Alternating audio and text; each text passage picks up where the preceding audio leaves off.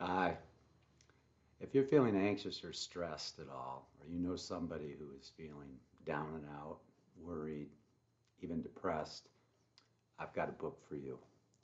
It's this book right here, Miracle Minded Manager, published by Beyond Words.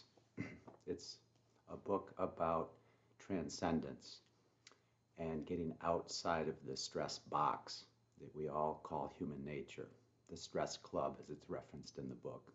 I'll read a couple of short passages from the book to you, but I'd like to just set it up by telling you that it's a story about a man.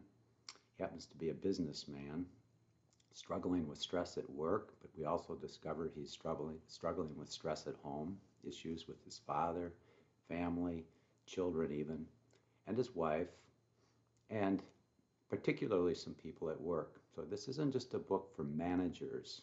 It's people who manage anything, a household, a family, a classroom. So it's a book about stress-free management, miracle-minded management. So in the story, it's a parable, and the main character, the protagonist, is named Jack McDonald. So it's through his eyes we learn how to actually apply these techniques, which include several meditation techniques and release techniques. We learn how to apply it, so it isn't just a book telling you what to do. It's a book showing you how to actually apply these things in your real life. It's something I do every day. This is my 20th book published, and since I learned these techniques years ago, it has released me from so much struggle and stress and anxiety that I feel very free these days.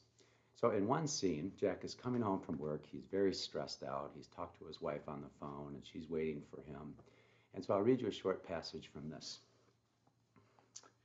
Judy has a cold beer waiting for me when I walk into the house. We talked briefly by phone while I was driving home, and she must have sensed I was stressing.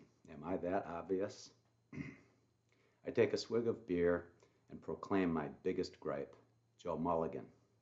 Joe Mulligan is doing his same old song and dance. Sometimes that guy can be so negative. Judy says nothing. I continue my rant.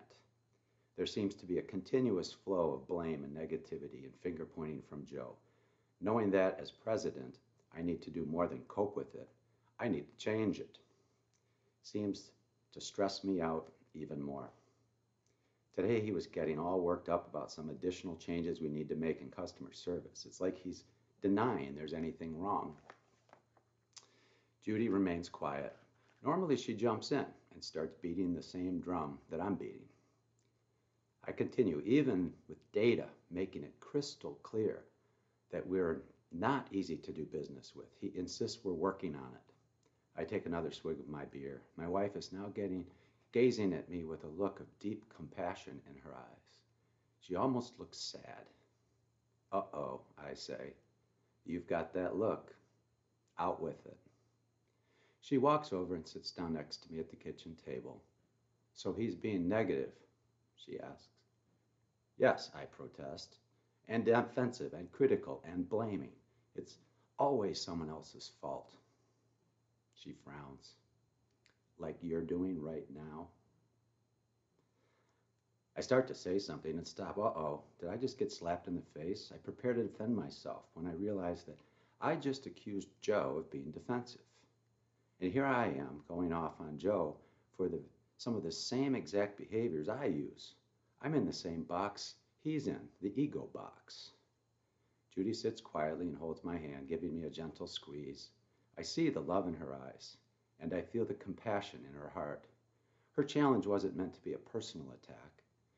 She was just calling me out on something I was too blind to see myself. I was condemning Joe for some of the same things I do myself. How hypocritical is that? The ego was blinding me from seeing Joe for who he truly is. I guess you're right, I admit, shaming myself. Thank you for pointing that out. You know, honey, she says, a few days ago I probably would have jumped on the negativity bandwagon with you. I understand your struggle. Judy had already begun to look into A Course in Miracles and some of the teachings in this book. And it was just by looking into them that she started to awaken. This is why she didn't jump on the bandwagon. She listened, she empathized, she had compassion, she had understanding, but she also had vigilance, and she wasn't going to take it anymore. Jack and Judy go on through the story and enroll in the A Course in Miracles together. They learn about the law of attraction. They learn about the law of karma. They learn from the HeartMath Institute the quick coherence meditation technique. They learn some Taoist healing mantras, healing chants. They even learn EFT, emotional freedom technique, meridian tapping, to let go and let flow, so to speak. And it's a wonderful story, not just about this couple, but you also discover there's some real heroes behind the scenes. It's not the main characters. There's wisdom behind the wisdom. Here's one more reading from the book I think you'll like that sort of summarizes it all.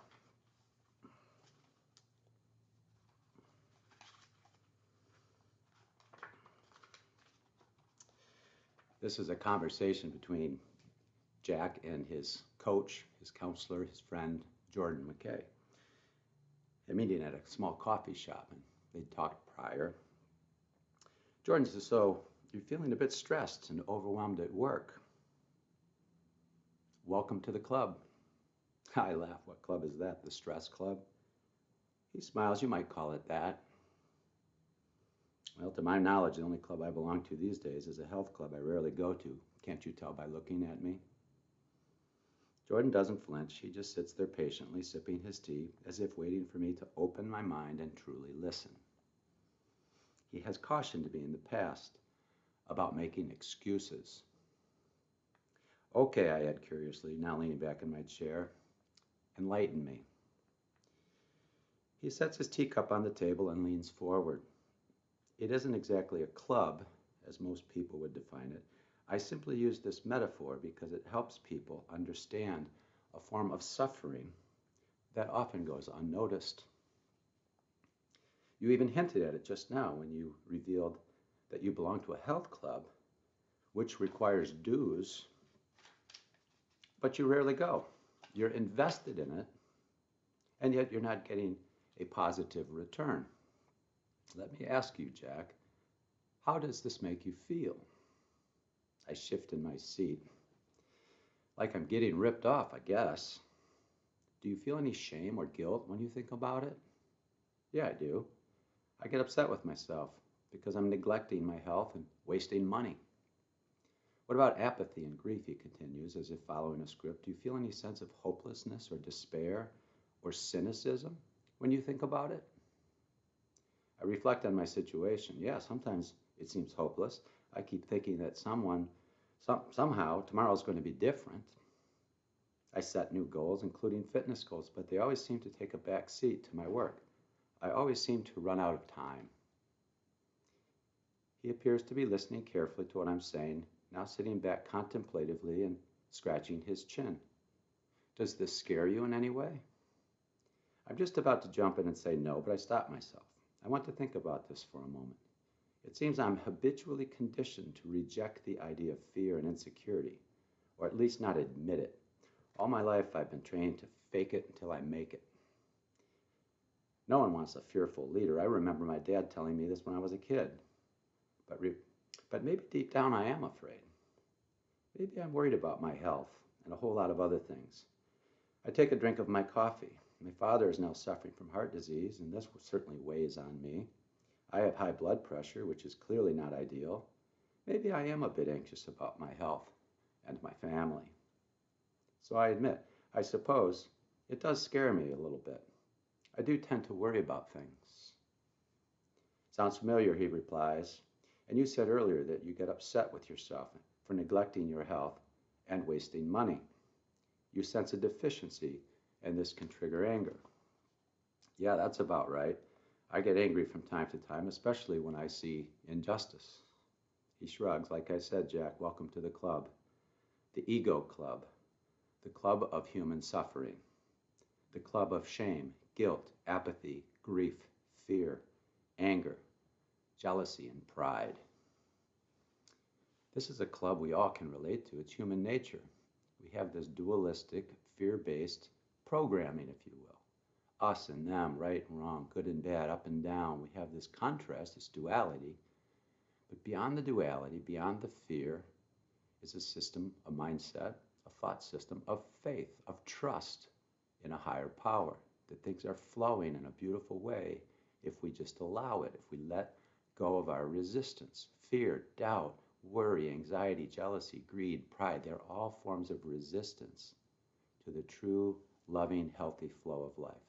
This book helps you make that transcendence. I hope you enjoy it. It's Miracle Minded Manager. What a wonderful way to live life without fear and in flow.